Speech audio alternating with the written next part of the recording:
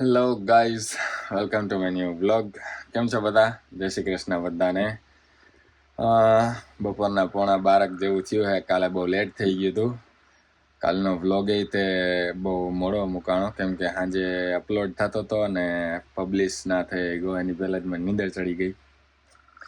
સવારે ઉઠીને જોયું તો જો લેપટોપ અહીંયા બાજુમાં જ પડ્યું. હું તો ત્યાં જ તે સવારે ઉઠીને જોયું તો અચાનકથી યાદ આવ્યું કે પબ્લિશ તો થયો નથી, અપલોડ તો થઈ ગયો. મેં કીધું અપલોડ થાય ને પછી પબ્લિશ કરું, પણ ત્યાં નીંદર ચડી ગઈ સાંજે રાતે, મતલબ કે 2:30 વાગે. તો સવાર ઉઠીને 8-9 વાગે નીંદર ઉઠીને અચાનક પછી ડાયરેક્ટ પબ્લિશ કર્યો. એટલે બ્લોગ ત્યાંના સાંજે આવ્યું હોય છે, સવારના 8-9 વાગે, એટલે ત્યાંના સાંજ થઈ છે પછી ઇન્ડિયાના. તો બસ મોડો ઉઠતો હતો 2:30 વાગે, ઉઠાણું મોડું, 11:30 પોણા 12 થયા છે.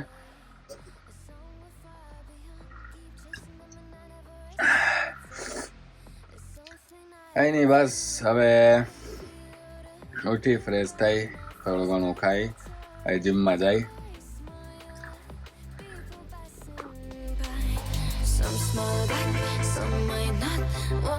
Looking for a shade when it's hot, I've been low key and I'm trying to stop. God, I'm feeling good. Yeah, but when off I go. Pretty afternoon, it's 4:30. Looking at the skyline, looking back at my life, and I gotta say it's one of a kind. વાગ્યા હે બપોરના 1 અને હું નીકળો છું gym માટે. આજે ગાડીનો મેળ પડ્યો નથી કેમ કે ગવાને સવારે જોબ હતી, એટલે સવારે વહેલો નીકળી ગયો. દીવલો હાલીને જ ગયો તો આજે. તો બસ જાઉં હાલીને જીમ બાજુ. અને આજે તડકો સારો નીકળ્યો છે, જો તમે, એટલે બરફને ઓગળવાના ચાન્સ છે આજે બહુ સારા એવા. પણ તોય ટેમ્પરેચર તો 0 ડિગ્રી જ છે, ઠંડી તો સારી છે એમ તો. પણ ઝાકળ નથી જરાય કાલની જેમ, એમ જરાય, કેમ કે તડકો સારો એવો હોય. એટલે કાલ તો જરાય તડકો હતો જ નહીં, હાવ એટલે હાવ જરાય ફૂલે ફૂલ ઝાકર. વ્લોગમાં જોયું જશે, કાલના વ્લોગમાં તમે. અને આજે એક નવી વસ્તુ તમને બતાવું. અહીંયા જો આ દિવાલ છે ઘરની બાજુની, આ ઘર છે અને આ એની દિવાલ છે, એમ બાઉન્ડ્રી. તો અહીંયા આવા રાખ્યા હોય કે જ્યાંથી ને એમના કૂતરા અંદર રમતા હોય ને, તો બહાર એને જોવું હોય તો જોઈ શકે, એના માટે સ્પેશિયલ. એક અહીંયા બીજું લગાડેલું છે, ઓલી બાજુ લગાડેલા હશે બાઉન્ડ્રીમાં બીજે.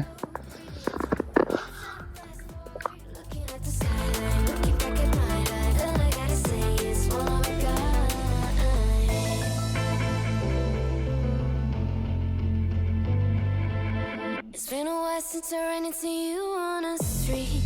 I wonder if you moved. Hope everything is going amazing for you. And you're not feeling blue. I feel the rain pour down my face, but that's alright. I smile at people passing by. Some smile back, some might not. I'm always looking for a shade when it's hot. I've been low key and I'm trying to stop. God, I'm feeling good. અને જો પીલ collision reporting centre, પીલ region police, એટલે અમારો area પીલ રિજનમાં આવે. અહીંયા કંઈક ગાડી ભટકાણી હોય કે તો બધો રિપોર્ટ અહીંયા કરવાનો. એટલે અહીંયા પિકઅપ ટ્રક ને ઓલા ખટારા અને ગાડી ઉપાડવાળા ખટારા ને જોઈ બધા પડ્યા જ હોય. ને અહીંયા એક બે, અહીંયા ત્રીજો, એટલે પાછળ એક, એટલે પિકઅપ ટ્રક ગાડી ખેંચવાવાળા ખેંચીને લઈ જાય. કંઈક ભટકાણી હોય તો અહીંયા આવે, રિપોર્ટ થાય પોલીસમાં, અને પછી આગળની જે પ્રોસેસ હોય એ થતી છે. આગળનું વધારે આપણને ખબર છે નહીં, આટલી ખબર હતી. તડકાને લીધે બરફ એ સારો એવો ઓગળી ગયો છે, 0 ડિગ્રી છે. તો એ તે ફીલ્સ લાઈક તમે જોયું નહોતું, નોર્મલ 0 ડિગ્રી હતું. અને નથી બહુ જબરદસ્ત ખતરનાક ઠંડી હોય એવી તો ઠંડી છે નહીં. અને આમાં બ્લેક આઈસ બની જાય, એ હું તમને બતાવું પછી રસ્તામાં મળે ત્યારે, એટલે બરાબર.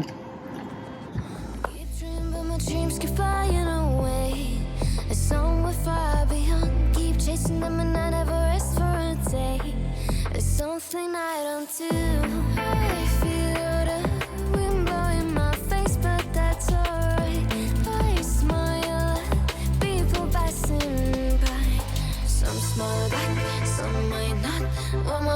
looking for a shade when it's hot. I've been low key and I'm trying to stop. Goddamn feeling good. Yeah, but when off I go. Pretty afternoon, it's a fast forward. Looking at the skyline, looking back at my life, and I gotta say it's one of a kind. Yeah, but when off I go. Pretty afternoon, it's આ જો હું તમને કહેતો હતો ને કે black ice આવશે એટલે તમને બતાવીશ. આ જો આખી વ્હાઈટ વ્હાઈટ છે આ બધા સ્નો. એ છે ને આવું પોચા પોચા હોય એમ બતાવું તમને. એ જો આમ તૂટી જાય છે પોચા હોય થોડાક એમ. એટલે એમ તો થોડા કઠણ થઈ ગયા પણ પડે ત્યારે આવું પોચા હોય એમ. પછી ધીમે ધીમે છે ને આવી બ્લેક આઈસ થઈ જાય. જો એ છે ને આવું સ્લીપરી હોય એટલે એમાં છે ને ધ્યાન રાખવાનું. એના માટે જ સ્નો શૂઝની જરૂર પડે કે જેમાં છે ને સ્લીપ ના થાય આપણે એમ. નકર જો આમાં સ્લીપ થઈને પડ્યા ને ભાંગ્યા તો બરફ ત્યાં બહુ કઠણ હોય ને લાગે બહુ. એટલે આવામાં આપણને બહુ ધ્યાન રાખવું પડે બ્લેક આઈસ થાય ત્યારે. આ જો ગ્રોસરી સ્ટોર બી છે જીમની બાજુમાં જ તે. અને પહોંચી ગયા છીએ આપણે જીમમાં.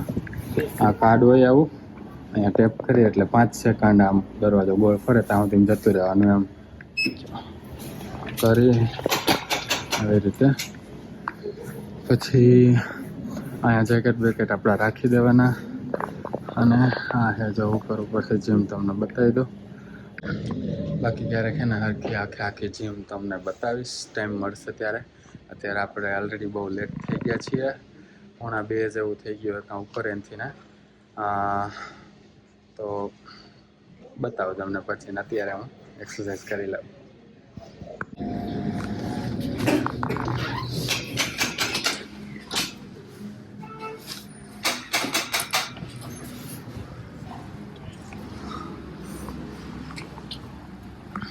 જીમ તો આપણું થઈ ગયું હે અને હવે ફટાફટ ઘરે જઈએ ટાઈમ વેસ્ટ કર્યા વગર. કેમ કે મોડું બહુ થઈ ગયું હે. 3 વાગવા આવ્યા હે અને પછી જોબે પહોંચવાનું છે. જીમથી ઘર 2 કિલોમીટર જેવું થાય એટલે 20-25 મિનિટ થાય હાલીને પહોંચતા. આ જો સફરજનનો ઝાડવું છે. શિયાળામાં તમને ખબર છે અહીંયા બધા પાંદડા ખરી જાય સિવાય કે આ ઝાડવાના ના ખરે. બાકી લગભગ બધે 95% બધા જ ઝાડવાના પાંદડા બધું ઉજળ થઈ જાય. તો તે ઉનાળામાં જે આ પાયકા હોય સફરજન જેવા હજી એમને ઉપર સુકાઈ ગયા છે, હળી ગયા છે. નીચે જો કેટલા બધા પડ્યા છે.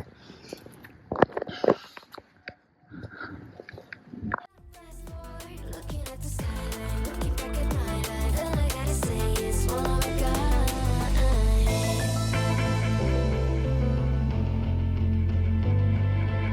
It's been a while since I ran into you on a street. I wonder if you moved. Hope everything is going amazing for you, and you're not feeling blue. I feel the rainbow down my face, but that's alright. I smile, people passing by. Some smile back, some might not. I'm always looking for a shade when it's hot. I've been low key and I'm trying to stop. Goddamn feeling good. Yeah, but મંગળવારે છે ને dustbin રાખવાની હોય બારે.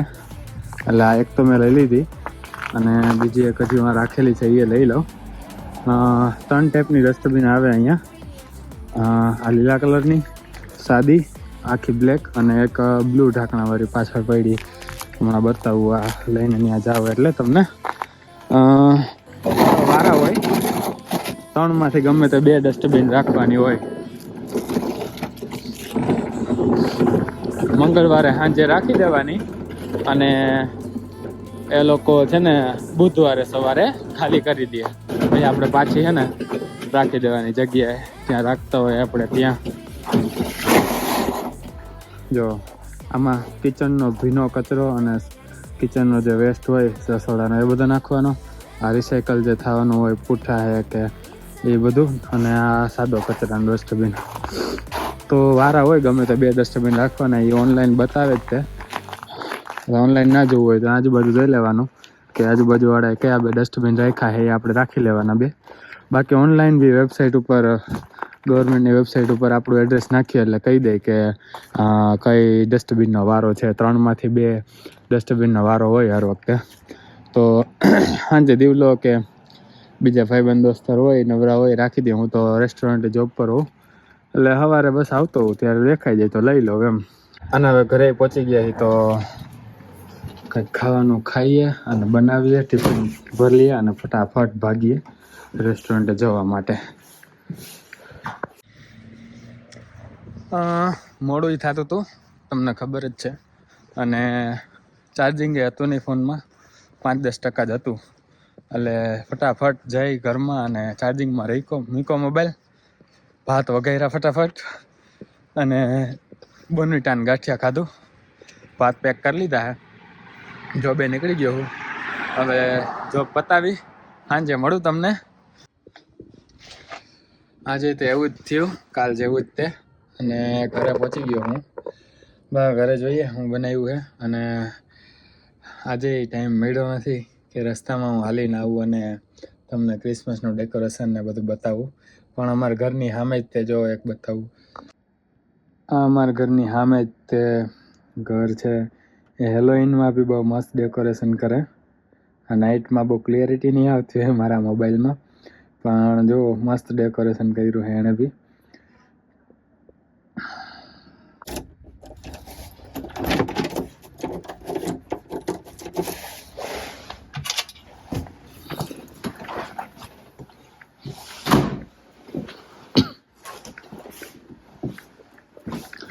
બનાવ્યું છે વાહ, કોબી બટાકાનું શાક અને રોટલી.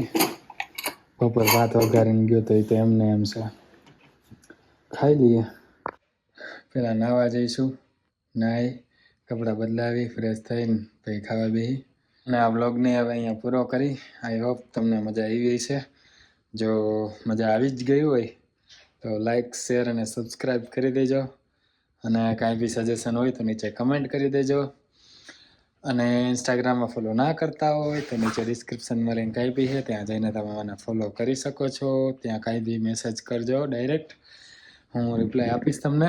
થોડોક મોડો આવી શકે છે પણ આવશે જરૂર, કેમ કે હમણાં બહુ મેસેજીસ આવે છે. એટલે તો ફોલો કરી દેજો ત્યાં બી, અને અહીંયા બી નીચે કમેન્ટ કરવાનું ભૂલતા નહીં જરાય.